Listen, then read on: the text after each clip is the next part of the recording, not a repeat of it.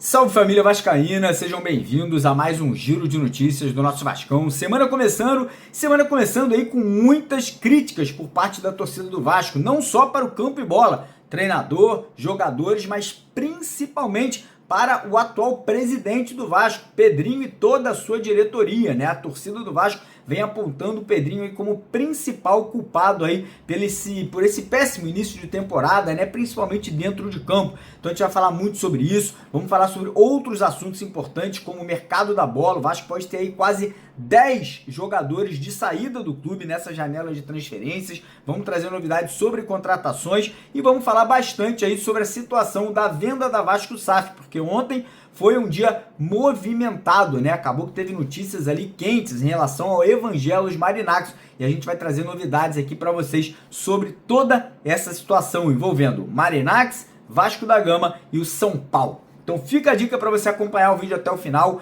Peço a sua colaboração deixando aquele like, deixando aquele joinha no nosso vídeo, que é super importante para o crescimento e para a divulgação do nosso trabalho. E convido você, vascaíno, você que ainda não conhece, né, você que está chegando aqui no nosso canal pela primeira vez e ainda não é inscrito, para se inscrever. Lá embaixo do vídeo tem um botão vermelho escrito inscreva-se. Todo dia tem vídeo aqui para vocês, de manhã, de tarde e à noite, sempre deixando você bem informado com as notícias do Vascão. E quem puder compartilhar o vídeo também, principalmente nos grupos de Zap, puder mandar para algum amigo vascaíno, a gente fica muito contente, muito feliz com a ajuda e a colaboração de todos vocês.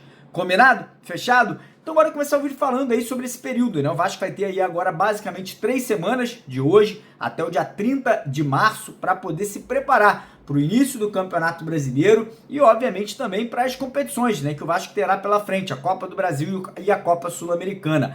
Torcida fazendo muitas críticas, não somente aos jogadores, ao elenco, né, que obviamente deixaram a gente muito decepcionados, principalmente nos clássicos e nas derrotas para o Flamengo, mas também ao treinador Fábio Carille, que já teve aí praticamente 3 meses de trabalho e não conseguiu dar uma cara, dar um sistema tático definido para essa equipe. Mas, cara, a torcida do Vasco, pelo que eu venho percebendo aí nas redes sociais, nas ruas, né, com as pessoas que a gente conversa, vem apontando o dedo e vem aí apontando como principal culpado desse início de temporada ruim, mais uma vez, o presidente Pedrinho, principalmente pela questão das contratações. Foi mais uma janela de transferências cheia de incertezas, né? Cheia ali de apostas. Essa é a grande verdade. O Vasco não trouxe ali nenhum jogador que seja uma certeza que vai elevar muito o nível técnico dessa equipe. E o Vasco acabou gastando no final muito dinheiro. O Vasco comprou ali praticamente 3 jogadores, gastando aí quase 60, 70 milhões de reais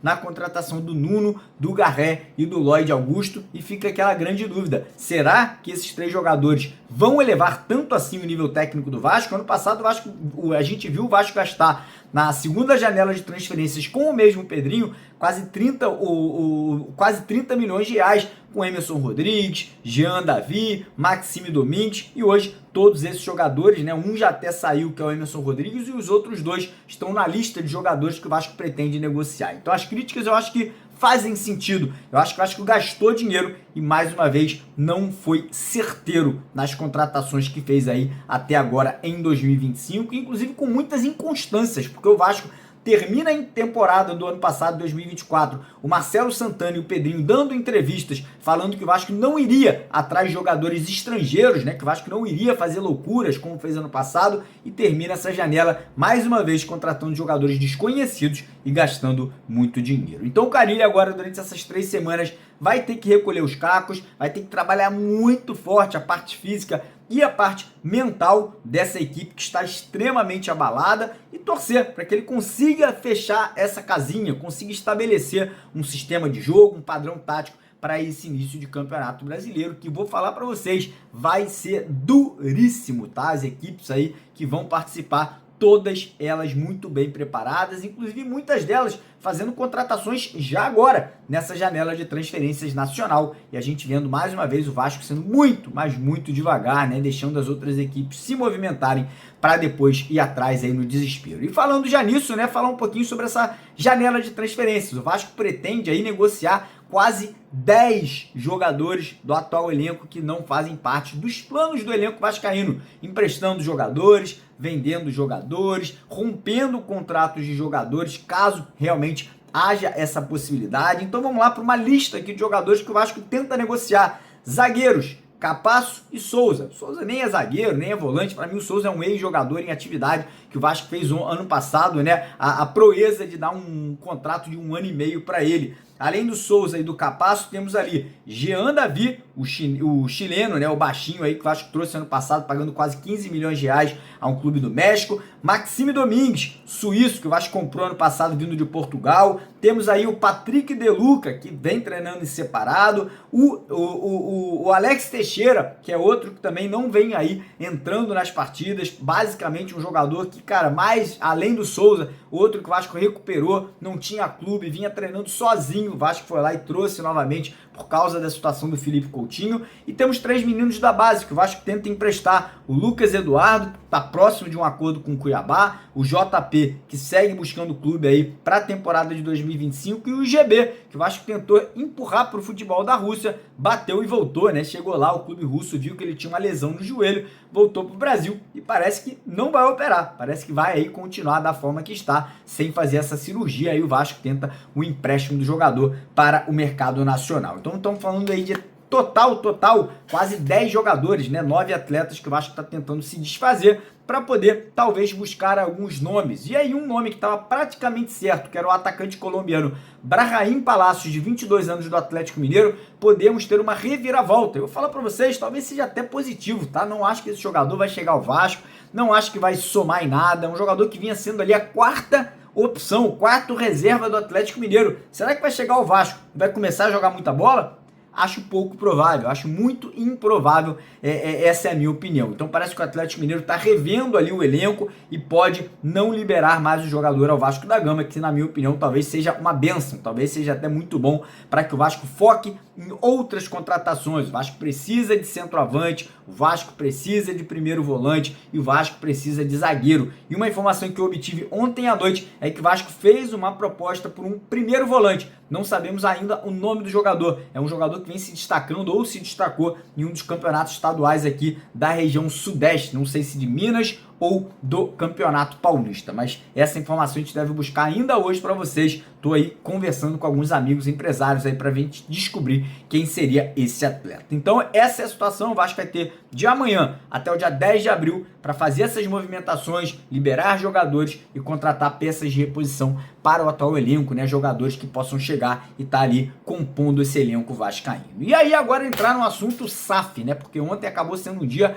muito movimentado, de muita polêmica, de muito burburinho, né? Uma notícia que veio de São Paulo, trazida pelo jornalista Jorge Nicola, se eu não me engano foi num programa televisivo, né? Acho que foi num programa de televisão aberta da Bandeirantes lá em São Paulo. O Jorge Nicola cravou que a Evangelos Marinax teria chegado a um acordo com o presidente do São Paulo, Júlio Casares, ali para um investimento no futebol da base são paulina, né? Parece que o Marinax iria colocar cerca de 100 mil dólares, ou ali quase cerca de 500 milhões de reais, para poder ter uma porcentagem da base São Paulina, e parece que parte desse valor seria destinado ao time profissional de São Paulo. A gente ainda não tem essa confirmação. Pelo que eu sei lá do São Paulo, caso isso venha a acontecer, precisaria passar pelo Conselho Deliberativo de São Paulo, para que os conselheiros e beneméritos pudessem votar. Isso não aconteceu até agora, então pode haver um acerto, porém ainda talvez não tenha tido ali uma confirmação interna do clube. E pelo lado do Vasco,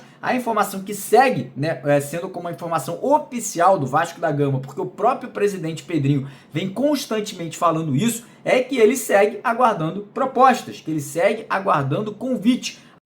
Porém, dentro do Vasco, né, pessoas ali de oposição, alguns torcedores que acompanham essa questão política mais de perto, cravam de coração que o Pedrinho não tem interesse de vender, apesar do próprio presidente dizer em várias entrevistas que ele quer vender, que ele pretende negociar futebol vascaíno com o investidor aí que fizeram uma proposta plausível, uma proposta que realmente agrade a diretoria e agrade aos sócios vascaínos. Então existe hoje essa guerra, né, de discursos ali. De um lado, muitas pessoas falando que o Pedrinho entrou na recuperação judicial porque não pretende negociar, não pretende vender o Vasco da Gama e pretende ficar na cadeira até o final do seu mandato, ou possivelmente até uma renovação, né, de uma nova presidência, caso ele venha vencer as próximas eleições. E por outro lado, pessoas que realmente acreditam que o Pedrinho aí está apenas aguardando, né, apenas esperando aí uma proposta ou propostas de investidores que poderiam fazer aí nas próximas semanas ou nos próximos meses pela compra da Vasco da Gama SAF. Lembrando que essa semana temos uma decisão muito importante na Justiça do Rio de Janeiro, né? Teremos ali a questão ali de decisão de quem ficará no comando do Vasco, se vai ser o Pedrinho e o Clube Associativo, ou se a 777 reassume, né, o poder